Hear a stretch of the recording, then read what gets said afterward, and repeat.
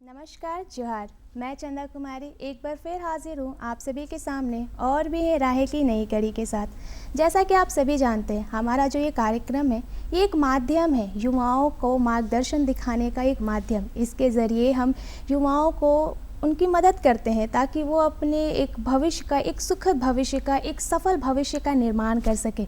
हम अपने इस कार्यक्रम में हर सप्ताह एक नए विषय के साथ आते हैं, साथ ही आपको उसके बारे में ढेरों ज्ञान देते हैं कि आप उसमें किस तरीके से आगे बढ़ सकते हैं, उसकी पढ़ाई आप कहाँ कहाँ से कर सकते हैं और उसमें कितने कैरियर अपॉर्चुनिटीज़ अवेलेबल है, प्राइवेट सेक्टर में, गवर्नमेंट सेक्टर में, इंटरनेशनल सेक्टर में। अपने उसी उद्देश्य को कायम रखते हुए आज हम एक ऐसे विषय के बारे में बात करने वाले हैं जिसमें हम एक ऐसे हिस्से के बारे में पढ़ाई करते हैं जिसको हम चाह के भी अपने जीवन से अलग नहीं कर सकते। आपको बहुत उत्सुकता हो रही होगी ये जानने की कि आज हम किस विषय के बारे में जानने वाले हैं। आपका ज़्यादा समय नहीं लेते हुए हम आपको बता दें, आज हम बात करने वाले हैं सोशियोलॉजी के बारे में। सोशियोलॉजी एक ऐसा विषय है जहां हम सोसाइटी के बारे में जानते हैं हमारा, और हम इस बात से हम में से कोई नहीं नकार सकता कि जो सोसाइटी होता है, समाज होता है, वो हमारे जीवन का एक ऐसा हिस्सा होता है जिसका इन्वॉल्वमेंट हर एक चीज़ पे है। हमारा रहन सहन, खान पान, बोल चाल, हर एक चीज़ पे जो समाज का थोड़ा बहुत असर हर एक के जीवन में रहता है। तो आज हम इस विषय के बारे में जानेंगे कि हम इसकी पढ़ाई कहाँ कब से शुरू होती है, साथ ही इसका जो ग्रेजुएशन है उसमें किन किन विषयों की पढ़ाई होती है, इसमें क्या कैरियर अपॉर्चुनिटीज़ है और बाकी बहुत कुछ। इस तमाम जानकारी को देने के लिए आज हमने अपने स्टूडियो में आमंत्रित किया है डॉक्टर अम्बरीश गौतम को, जो कि एमिटी यूनिवर्सिटी में सोशियोलॉजी डिपार्टमेंट में असिस्टेंट प्रोफेसर के रूप में कार्यरत है। अम्बरीश जी, आपका बहुत बहुत स्वागत है हमारे इस कार्यक्रम में। थैंक यू चंदा जी, इस परिचर्चा में आमंत्रित करने के लिए।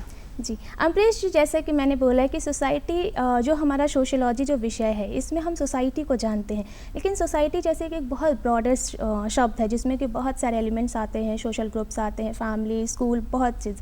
तो हम आपसे जानना चाहेंगे कि जो सोशियोलॉजी विषय है इसमें बेसिकली हम किस तरीके से सोसाइटी को जानते हैं और इसमें हम सोसाइटी के बारे में मतलब क्या जानते हैं, कैसे अगर एक जो बच्चे सोशियोलॉजी की पढ़ाई कर रहे हैं और एक बच्चे जो नहीं कर रहे हैं, उन दोनों में क्या डिफरेंस रहेगा सोसाइटी को देखने का, तो आप उसके बारे में बताइए। जैसे ही हम समाजशास्त्र की बात करते हैं तो इसका पहला मूल लाइन आता है कि समाजशास्त्र समाज का वैज्ञानिक तरीके से अध्ययन करता है। जी। यह संभावना है कि जिन बच्चों ने पढ़ाई नहीं की है उनके सोचने, उनके देखने का नज़रिया, और जिन्होंने समाजशास्त्र की पढ़ाई की है उनके देखने के नज़रिया, दोनों में अंतर हो सकता है। जी बिल्कुल।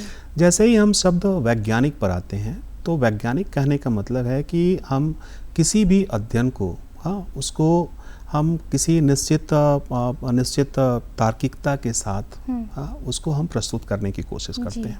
तो जिन्होंने पढ़ाई की है वो समाज के उन सभी गतिविधियों को एक तर्क के रूप में, एक उनके तार्किक रूप से उसको प्रस्तुत करने का प्रयास करेंगे। जो सामान्य तौर पर समाज में रह रहे हैं वो उसको हो सकता है कि तार्किक ना प्रस्तुत करें, वो सामान्य तौर पे अपने ऑब्जर्वेशन को प्रस्तुत करें। तो समाजशास्त्र में जब हम वैज्ञानिक अध्ययन की बात करते हैं तो हमारा जो अध्ययन का स्तर होता है वो 3 स्तरों में विभाजित होता है। जी।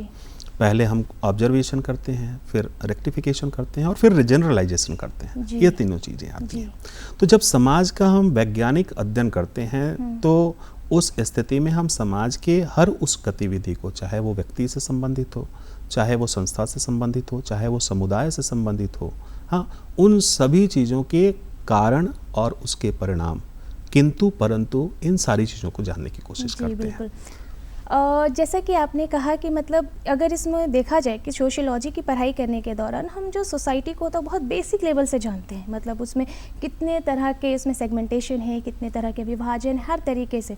और जैसा कि जो सोशियोलॉजी जो एक सब्जेक्ट है उसका जो जन्म ही हुआ था वो तब हुआ था जब फ्रांस में वहाँ बहुत इंस्टेबिलिटी थी, बहुत क्रांति का समय था। उस वक्त जब लोगों को बहुत ज़रूरत पड़ी स्थिरता की कि अब हमें क्या करना चाहिए, क्या सल्यूशन है हर चीज़ का, तब जाके सोशियोलॉजी का जन्म हुआ। और बेसिकली तरीके से देखा जाए तो मतलब ऐसा नहीं है कि हम सोशियोलॉजी के बारे में नहीं जानते थे। शुरुआती दौर से, चाहे वो हमारा इंडस वैली सिविलाइजेशन हो, वैदिक पीरियड हो, जो समाज जो था वो हमेशा से एक बहुत अहम हिस्सा रहा है हमारे जीवन का। और एक बच्चा जब जन्म लेता है तब से भी उसका समाज से एक रिश्ता जुड़ जाता है जैसे वो जन्म लेता है। लेकिन अगर इसकी बात की जाए पढ़ाई की, कि इसकी पढ़ाई कब से शुरू होती है, तो इस बारे में हम जानना चाहेंगे कि जो सोशियोलॉजी की जो पढ़ाई होती है, जैसे 10th तक तो बेसिकली हमें ज्ञान नहीं होता कि सोशियोलॉजी जैसा कोई विषय भी है, तो इसकी पढ़ाई शुरू कब से होती है, कब से हम जानते हैं कि हाँ सोशियोलॉजी को हम पढ़ सकते हैं? मूल रूप से समाजशास्त्र की पढ़ाई अब तो इंटर स्तर पर भी आरंभ हो गई है, जिसमें सब्सिडियरी पेपर के रूप में आप समाजशास्त्र को ले सकते हैं। लेकिन पहले से समाजशास्त्र की पढ़ाई ग्रेजुएशन, पोस्ट ग्रेजुएशन और उसके बाद एमफिल और पीएचडी के रूप में होती थी जी। और समाजशास्त्र की पढ़ाई मूलतः स्नातक स्तर पर आरंभ हो जाती है, जिसमें आप ऑनर्स कर सकते हैं। उसके बाद परा स्नातक स्तर पर पीजी लेवल पे आप उसमें एमए की डिग्री लेते हैं जी। पहले की जो थोड़ी परंपराएं रही हैं कि समाजशास्त्र हमने पढ़ा तो हमारे पास जो कैरियर है उसके सिर्फ 2 ही द्वार खुल सकते हैं, या तो हम सामाजिक सेवा के कार्यों में लग सकते हैं, और नहीं तो हमें सरकारी नौकरी के लिए कहीं प्रोफेसर बन सकते हैं, कहीं टीचर बन सकते हैं जी। लेकिन वर्तमान परिदृश्य जो है वो परिवर्तित हो चुका है जी। आज का परिदृश्य और आज से 50 साल पहले का परिदृश्य, दोनों में काफ़ी अंतर आ चुका है जी। आज नई नई संस्थाओं का उद्भव हो चुका है। आज हम बात करते हैं पूरे वैश्विक कनेक्ट की बात करते हैं, आज हम ग्लोबलाइजेशन की बात करते हैं, और ग्लोबलाइजेशन और वैश्विक कनेक्ट में नई नई संस्थाएं उत्पन्न हुई हैं, नई नई संस्थाएं बनी हैं। इन नई नई संस्थाओं में कार्य करने के लिए निश्चित तौर पे व्यक्ति हैं जी।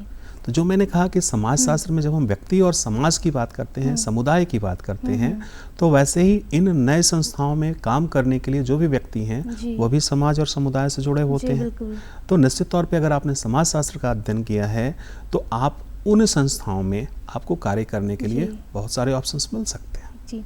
जैसा कि 12th के बाद, जैसा कि आपने कहा कि 12th में ये एज अ ऑप्शनल सब्जेक्ट रहता है, तो ऑप्शनल सब्जेक्ट रहता है तो मतलब ज़रूरी नहीं है कि बहुत सारे बच्चों को पता हो, बहुत सारे बच्चे जानते हो इस बारे में।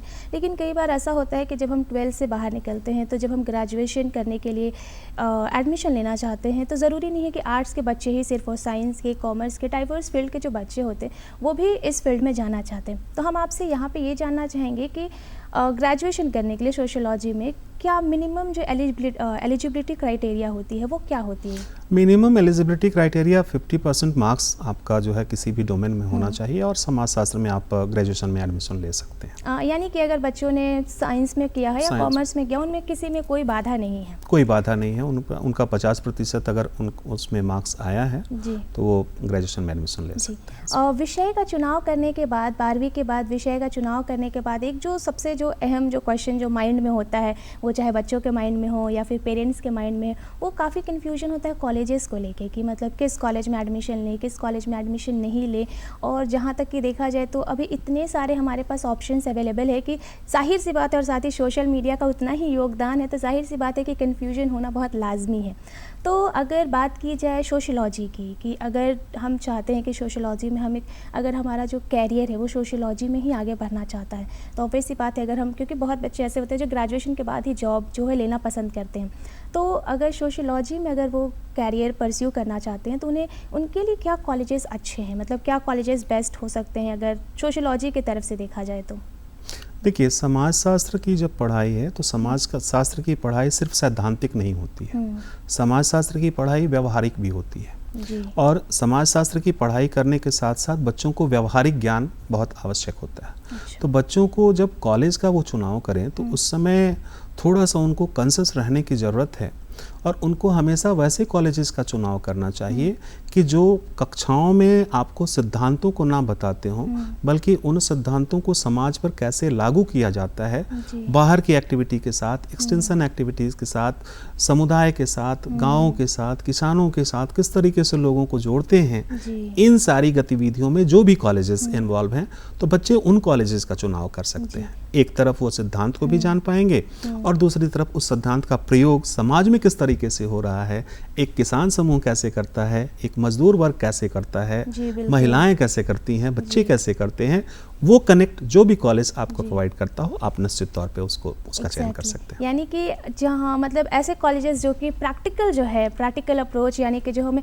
समाज से जो जोड़ने का जो काम करते हैं, हमें समाज के बीच में ले जाते हैं, उनसे जोड़ने का जो कार्य करते हैं, वैसे कॉलेजेस काफ़ी ज़्यादा उच्चतम है। तो हम चाहेंगे कि आप एक दो कॉलेजेस का नाम बताएं जो कि अगर रांची में हो, झारखंड में हो, या फिर इंडिया पे भी हो, या फिर हमारे जो इंटरनेशनल लेवल पे भी अगर ऐसे कुछ कॉलेजेस का नाम अगर आप बता दें तो हमारे जो भी बच्चे हैं जो इस फील्ड में आगे बढ़ना चाहते हैं तो उनको काफ़ी आसानी होगी।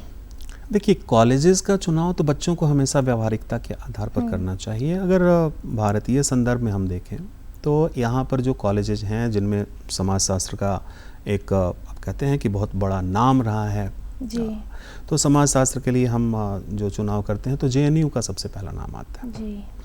JNU में जो सोशल सिस्टम जो उनका डिपार्टमेंट है तो वहाँ से बच्चे उसका चयन कर सकते हैं जी। दिल्ली यूनिवर्सिटी है, कॉलेजेस हैं जो इंडिया में जो टॉप रैंक्ड कॉलेजेस यूनिवर्सिटीज़ हैं और वहाँ पर बच्चे जो है वो अपना नामांकन का प्रयास कर सकते हैं। जब हम अंतर्राष्ट्रीय स्तर पर जाते हैं तो जैसे अमेरिकन कॉलेजेस हो गया, जैसे ब्रिटिश कॉलेजेस हो गया, ऑक्सफोर्ड हो गया, इन कॉलेजेस में बच्चे अपना अप्रोच कर सकते हैं। जी। जब एक कॉलेज में हम एंटर कर जाते हैं तो उसके बाद जैसे होता है कि जैसे अगर मान लीजिए अगर हमने कोई एक सब्जेक्ट में अगर हम ग्रेजुएशन कर रहे हैं तो कई बार ऐसा होता है कि हमें पता नहीं होता है कि उस विषय में हमें क्या क्या पढ़ना पड़ेगा, क्योंकि कभी कभी होता है कि हमने जिस विषय का चुनाव किया है, सारे जो सब्जेक्ट्स होते हैं पूरे, जो अभी जैसे कि न्यू एजुकेशन पॉलिसी के हिसाब से ग्रेजुएशन 4 इयर्स का हो गया, तो ये जो पूरे 4 इयर्स का जो कोर्स होता है वो कभी कभी होता है कि उसी सब्जेक्ट के ऊपर आधारित रहता है, उसमें ही डिफरेंट जो कभी प्रैक्टिकल हो गए, कभी थ्योरी हो गए, कभी कभी होता है कि उसमें बहुत सारे अलग अलग सब्जेक्ट्स होते हैं। तो अगर पहले से ज्ञान हो तो हम उसके लिए प्रिपेयर्ड रहते हैं, क्योंकि अब ये बहुत लंबी जर्नी चलने वाली है, ग्रेजुएशन की 4 इयर्स काफ़ी ज़्यादा है। तो हम चाहेंगे कि आप हमें बताएं कि जब एक बच्चे जब सोशियोलॉजी में ग्रेजुएशन करेंगे तो उन्हें किन किन विषयों से उनका जो परिचय होगा, क्या क्या वो जानेंगे ग्रेजुएशन के दौरान में। देखिए, समाजशास्त्र विषय और इसका जो सिलेबस है तो अलग अलग विश्वविद्यालय उसमें कुछ कुछ मॉडिफिकेशन करते हैं जी, लेकिन सामान्य तौर पर जो सिलेबस होता है वो UGC के गाइडलाइन के अंतर्गत वो बनाया जाता है। इस बार जो आपने बड़ी अच्छी बात कही, जो हमारी जो नेशनल एजुकेशन पॉलिसी जो अभी नई लागू की गई है, इसने बच्चों के सामने बहुत फ्रीडम दिया है, बहुत स्वतंत्रता दी है। बच्चे इसमें विषयों का चुनाव अपनी स्वेच्छा से, उनकी इच्छा और उनके इंटरेस्ट के आधार पर वो चुन सकते हैं। बच्चे अपने कैरियर प्रोस्पेक्ट में एक सेमेस्टर एक यूनिवर्सिटी, और अगर वो चाहें कि वो स्विच करके किसी दूसरी यूनिवर्सिटी में जाना चाहें तो रेस्ट कोर्स वो वहाँ कर सकते हैं। तो ये बच्चों को जो ये मोबिलिटी मिली है, ये बेसिकली इस तरीके से है कि जो मनुष्य का दिमाग होता है तो वो दिमाग भी जो है वो चिंतनशील होता है और कुछ समय वो कुछ चीज़ों को सीखता है, सोचता है, और अगली बार वो अन्य चीज़ों को सोचता है। जी बिल्कुल। तो ये जो परिवर्तन है दिमाग का, ये बच्चों को इस फ्रीडम को देते हुए बच्चों को अपने फ्यूचर बनाने के लिए उनको सेल्फ मोटिवेट करने की कोशिश की गई है इस नई शिक्षा नीति के द्वारा। तो इस माध्यम से बच्चे जो है वो अपने कैरियर का चुनाव कर पाते हैं उसमें।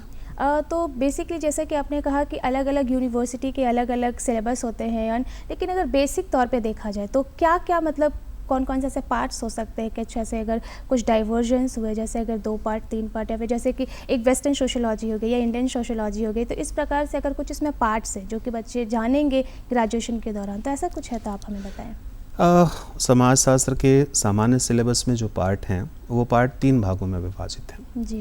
पहला पार्ट है उसके सिद्धांत, जिसमें हम थिंकर्स को रखते हैं। थिंकर्स हमारे दोनों आते हैं, हमारे इंडियन थिंकर्स भी आते हैं और हमारे वेस्टर्न थिंकर्स भी आते हैं। जो दूसरा उसका पार्ट आता है वो पार्ट आता है रिसर्च का, उस पर रिसर्च किस तरीके का जी। तीसरा है कि वो रिसर्च और उसके बाद का जो आउटपुट है वो क्या कंक्लूजन ड्रॉ कर रहा है, किन किन प्रॉब्लम्स का वो सॉल्यूशन प्रोवाइड कर रहा है। तो ये 3 चीज़ें हैं, 3 भाग में मूल रूप से सिलेबस विभाजित होते हैं जी।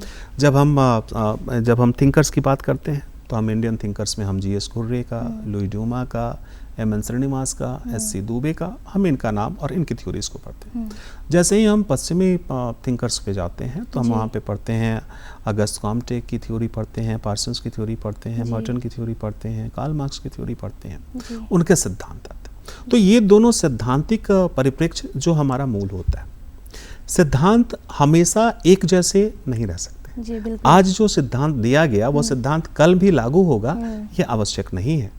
उस सिद्धांत में निश्चित तौर पे परिवर्तन होगा। जी बिल्कुल। तो वो जो परिवर्तन हो रहा है उसको हम वो मेथड के माध्यम से उसको चुनते हैं। जी। जो मेथडोलॉजी का हमारा पार्ट होता है, रिसर्च मेथडोलॉजी का जो दूसरा सेक्शन है। और तीसरा सेक्शन है कि ये सिद्धांत और ये मेथड, इसका जो कंक्लूजन है, हाँ, वो कंक्लूजन समाज के लिए कैसे व्यवहारिक है, समाज के लिए कैसे उपयोगी हो सकता है। तो मूल रूप से सिलेबस इन 3 भागों में विभाजित होता है। ये तो बात हो गई सिलेबस की। तो यहाँ पे होता है कि हमारा ग्रेजुएशन जब कंप्लीट हो जाएगा तो बहुत बच्चे ऐसे होते हैं जो कि आगे पढ़ाई करने से पहले सोचते हैं कि हम कुछ जॉब परस्यू कर ले, ताकि उसके बाद आगे की जो पढ़ाई होती है हम खुद अपने पैसे से फाइनेंस करें, या फिर आगे उनकी मर्ज़ी जब मन करे तब वो पढ़े, मास्टर्स करे या फिर PhD करे। तो जब बात होती है जॉब की, तो जॉब एक ऐसा चीज़ होता है, एक ऐसा हमारे जीवन का एक ऐसा डिसीजन होता है जो कि मतलब आगे की हमारी जो लाइफ कैसी होगी ये सब कुछ डिसाइड करता है। तो जैसा कि हम अगर देखा जाए तो सोशियोलॉजी में हम अलग अलग तरीके के थिंकर्स पढ़ते हैं। वहाँ पे हम एक कार्ल मार्क्स थिंकर्स के बारे में भी जानते हैं, जिन्होंने काफ़ी मतलब एक देखा जाए तो बहुत एक्सट्रीम तरीके से सोसाइटी को देखा है कि जो कैपिटलिज्म होता है वो पूरे तरीके से एक्सप्लॉयटेशन ऑफ लेबर की बात होता है। तो और फिर उस दूसरे तरफ देखा जाए तो हमने बहुत लिबरल थिंकर्स को भी देखा है, जिन्होंने काफ़ी मतलब सोसाइटी में बहुत division of labour and all सब की बात कर रखी है। अगर हम दरखाइम की बात करें या फिर बाकी वेबर की भी बात करें तो उन्होंने भी बात कर रखी है। तो जब इन सब का जब एक मिक्सचर हमारे दिमाग में हो जाता है तो उसके बाद हमें समझ नहीं आ पाता कि हम प्राइवेट सेक्टर में जाएं या गवर्नमेंट सेक्टर में जाएं। तो हम चाहेंगे कि आप मतलब अलग अलग जो कैरियर अपॉर्चुनिटीज़ हैं उसके बारे में बता के हमारे जो दर्शक हैं उनकी राहें थोड़ा आसान करें, ताकि उनके जो मन में जो इतने सारे जो थिंकर्स भर गए हैं, उनके डिफरेंट जो थ्योरीज भर गए हैं, उनसे वो थोड़ा उभर सके। अगर बात की जाए प्राइवेट सेक्टर में तो क्या क्या कैरियर अपॉर्चुनिटीज़ अवेलेबल हो सकती हैं सोशियोलॉजी वाले स्टूडेंट को, अगर वो आफ्टर ग्रेजुएशन अगर जॉब करना चाहें तो किस किस रूप में वो समाज में जो कंट्रीब्यूशन दे सकते हैं? जब हम सेक्टर की बात करते हैं, जब हम जॉब की बात करते हैं तो निश्चित तौर पे हमारा विभाजन होता है कि सरकारी ये है और प्राइवेट ये है जी। और मैक्सिमम बच्चों का ये प्रयास होता है कि हम सरकारी में ही जाएं जी। एग्जैक्टली वो बात कोशिश हमेशा यही होती है, शायद सुविधाओं के लिए, चाहे जो फैसिलिटीज़ वहाँ मिलती है उसके लिए बच्चों का। और बच्चों के इसी रुझान को देखते हुए उनको यही सजेशंस दिए जाते हैं। मूल रूप से बच्चे उस समय क्योंकि पूर्णतया मैच्योर्ड नहीं होते हैं और उनको समाजशास्त्र की पूरी जानकारी नहीं होती है, तो उनको जो भी गाइडेंस मिलता है वो उसको फॉलो करते हैं। जी बिल्कुल। और उनका होता है कि अगर सोशियोलॉजी में हमने ग्रेजुएशन कर लिया तो हम UPSC का एग्ज़ाम दे सकते हैं, हम LEO का एग्ज़ाम दे सकते हैं, हम एडमिनिस्ट्रेटिव ऑफिसर्स का एग्ज़ाम दे सकते हैं। कुछ हैं जो सीमित क्षेत्र हैं जो हमारे लिए, लेकिन इसके बियॉन्ड जब हम प्राइवेट सेक्टर में जाते हैं तो हमारे पास वहाँ पर अपॉर्चुनिटीज़ ज़बरदस्त हैं। ऐसा नहीं है कि आप प्राइवेट सेक्टर में सिर्फ आप सोशल वर्क के लिए और सोशल रिसर्च इंस्टीट्यूट्स में ही आप जा सकते हैं, नहीं। इसके अलावे टेलीकॉलर हो गए, काउंसलर्स हो गए, सर्वेयर्स हो गए, हाँ। उसके बाद आजकल तो बैंक्स भी अपॉइंट करते हैं जो सोशल कनेक्ट करने के लिए वो ऑफिसर्स को अपॉइंट करते हैं। तो प्राइवेट सेक्टर ने क्या किया है कि अब इस पूरे फ्लोर को ओपन कर दिया है और अलग अलग डायमेंशंस उसमें ओपन कर दिए हैं, अलग अलग क्षेत्र उसमें बना दिए हैं, जहाँ पर कि अगर आपको समाज और समाजशास्त्र इसकी पूरी जानकारी है तो उस जानकारी के आधार पर आप लोगों के साथ कैसे बेहतर कनेक्ट कर सकते हैं, उसके लिए क्षेत्र खुले हुए हैं। तो ऐसा नहीं है कि आप सिर्फ गवर्नमेंट सेक्टर में ही आपके पास है, प्राइवेट सेक्टर्स में भी अच्छे अच्छे जॉब्स ऑप्शंस हैं। आप यूनिसेफ में आप जा सकते हैं, आप ILO में जा सकते हैं, आप यूनाइटेड नेशंस जा सकते हैं, ये अगर आपके पास जानकारी है, नॉलेज है। दोनों में बच्चों को ये कंफ्यूज होने की कहीं ज़रूरत नहीं है कि हम प्राइवेट में जा रहे हैं तो क्या हमारा फ्यूचर ग्रोथ, फ्यूचर प्रोस्पेक्ट बनेगा या नहीं बनेगा, ये डर होता है बच्चों के मन का। मूल रूप से बच्चों को इसके लिए डरने की ज़रूरत नहीं है। बच्चों को फील्ड और अच्छे पोजीशंस जो है वो प्राइवेट सेक्टर में आज के डेट में ओपन हो चुके हैं। जैसा कि आपने कहा कि मतलब अगर बच्चों में नॉलेज हो, एबिलिटी हो, क्रिएटिविटी हो तो मतलब हम बहुत उच्चतम लेवल तक भी जा सकते हैं। जैसे यूनाइटेड नेशन के इतने सारे ऑर्गन्स हैं, हम जैसे कि अगर यूनिसेफ की बात करें, जो कि अगर या फिर बात करें जो कि वुमेन या चाइल्ड पे भी जो वर्क करती है, बहुत सारे ऐसे ऑर्गेनाइजेशंस भी हैं, सब में जा सकते हैं। तो जो एबिलिटी और जो क्रिएटिविटी होती है, अगर जैसे 4 इयर्स का जो हमारा ये इंटीग्रेटेड जो ग्रेजुएशन का जो कोर्स है, अगर हम इसको बहुत ज़्यादा डाइवर्स और बहुत ज़्यादा इंटीग्रेटेड बनाना चाहें तो हम क्या कुछ मतलब साइड बाय साइड क्या कुछ डिप्लोमा कोर्सेज भी कर सकते हैं, जिससे कि हमारा जो नॉलेज है वो काफ़ी इन्हांस हो, हमारा जो अप्रोच हो सोसाइटी को देखने का वो काफ़ी ज़्यादा अगर वो इन्हांस हो, तो ऐसा कुछ डिप्लोमा कोर्स? आप डिप्लोमा और सर्टिफिकेट कोर्सेज उसके पैरेलल आप करते हैं, आप उसको करें, निश्चित तौर पे वो आपके ज्ञान को बढ़ाएगा। लेकिन आपको वैसे डिप्लोमा और सर्टिफिकेट कोर्सेज पे फोकस करने की ज़रूरत है जो आपको व्यावहारिक ज्ञान दें। जी। सर्टिफिकेट्स के लिए सर्टिफिकेट्स नहीं होने चाहिए, व्यावहारिकता पर आधारित हो, जिससे आपका ज्ञान बढ़ पाए और आप अपने ज्ञान को उसको जो है उसको अप्लाई कर सकें। एक बड़ी अच्छी बात आपने कही कि जैसे मार्क्स ने जो थ्योरी दिया, वेबर ने जो थ्योरी दिया या पार्सन्स ने जो थ्योरी दिया, उसकी उपयोगिता ये बच्चों के सामने बड़ा कंफ्यूजन है। मार्क्स ने कह दिया कि प्रोलेटरेट और बुर्जुआजीज हैं, मार्क्स ने कह दिया कि पूरी सोसाइटी जो है हैव्स और हैव्स नॉट में डिवाइडेड है। अब इसकी प्रैक्टिकलिटी आपको देखनी है, इसका प्रैक्टिकल चीज़ आपको कहाँ पे दिखता है। अभी रिसेंट जब हम इकोनॉमिक सर्वे जो गवर्नमेंट ऑफ इंडिया ने 2018 में प्रस्तुत किया है, तो उसमें आपको ये चीज़ें दिखाई पड़ती हैं। जो हैव्स और हैव्स नॉट मार्क्स ने कहा, उसका प्रैक्टिकल चीज़ आपको दिखता है, जहाँ पर उसमें उस रिपोर्ट में ये बताया गया कि 85% जो भारत का रिसोर्स है वो 15% लोगों के हाथ में है, और जो 15% रिसोर्स है वो 85% लोगों के नियंत्रण में है। इसने क्या किया, ये गैप बताया, और इसी चीज़ को मार्क्स ने एक सिद्धांत के रूप में बताया था। तो सिद्धांत का व्यवहारिकता के साथ कनेक्ट किस तरीके का होता है। जी। बहुत बच्चे ऐसे होते हैं जो कि ग्रेजुएशन करने के बाद मास्टर्स करते हैं सोशियोलॉजी में, तो मास्टर्स करने के बाद क्या उनके पास ऑप्शंस अवेलेबल होते हैं? मास्टर्स करने के बाद बच्चों को इन ऑप्शंस के साथ, जो ऑप्शंस की अभी चर्चा हमने करी है, इन ऑप्शंस के साथ उनके पास हायर एजुकेशन के फील्ड में अपने आप को स्थापित करने का एक मार्ग प्रशस्त हो जाता है। जी। जैसे वो पीजी पास करते हैं, टीचिंग के फील्ड में जा सकते हैं, पीजी पास करते हैं, रिसर्च इंस्टीट्यूट्स के डायरेक्टर्स बन सकते हैं, पीजी पास करते हैं तो जो बड़ी बड़ी जो ऑर्गेनाइजेशंस जो अपने फंडेड प्रोजेक्ट्स के थ्रू यहाँ पे काम करती है, वो उसमें एक अच्छे पोजीशंस को होल्ड कर सकते हैं, अच्छे पोजीशन पे जा सकते हैं। और पीजी के बाद अगर वो पीएचडी करते हैं तो वो एक होता है ना कि व्यक्ति अपने व्यक्तित्व को स्थापित कर सकता है, अपने आइडिया, अपने विचार को स्थापित कर सकता है और समाज के लिए कुछ नया कर सकता है। जी। जैसे कि ये जो हमारा जो विषय है, ये काफ़ी मतलब एक हम ऐसे हिस्से के बारे में पढ़ाई करते हैं जो जन्म से हमारे साथ होता है। तो इस पूरे पढ़ाई करने के दौरान हमारे अंदर क्या क्वालिटीज़ जो है वो इनबिल्ट हो जाती हैं, जो कि हमारे जो सोशल लाइफ है, क्योंकि ऑब्वियस सी बात है जब ये सोसाइटी के बारे में बात कर रहे हैं हम अपने, तो उससे हम सोशल लाइफ से अलग नहीं कर सकते। तो कहीं ना कहीं इस विषय की पढ़ाई करने के बाद हमारा जो सोशल लाइफ होता है वो बहुत हद तक वो काफ़ी ईज़ हो जाता है और काफ़ी ईजी हो जाता है हमारे लिए उसको आगे लीड कर पाना। तो क्या क्या क्वालिटीज़ इनबिल्ट हो जाती है हमारे अंदर इस पढ़ाई के दौरान? समाजशास्त्र की पढ़ाई करने के बाद जो एक नई क्वालिटी आपके अंदर इनबिल्ट होगी वो होता है देखने का नज़रिया। जी बिल्कुल। नज़र और नज़रिया ये दो बातें हैं। नज़र कहने का मतलब है कि एक समय मैंने किसी भी चीज़ को देखा और उसको भूल गया, और नज़रिया कहने का मतलब है कि उसको देखा और उसके बाद उसकी एनालिसिस करी कि आखिर लोग यही क्यों कर रहे हैं, ये नज़रिया। तो आपका जो है समाज में चाहे जो भी कार्य हो रहे हों, जो भी गतिविधियां हो रही हों, चाहे जिस तरीके के भी कार्यों में लोग लगे हुए हों, उसको देखने का आपका नज़रिया बदल जाता है, पहला।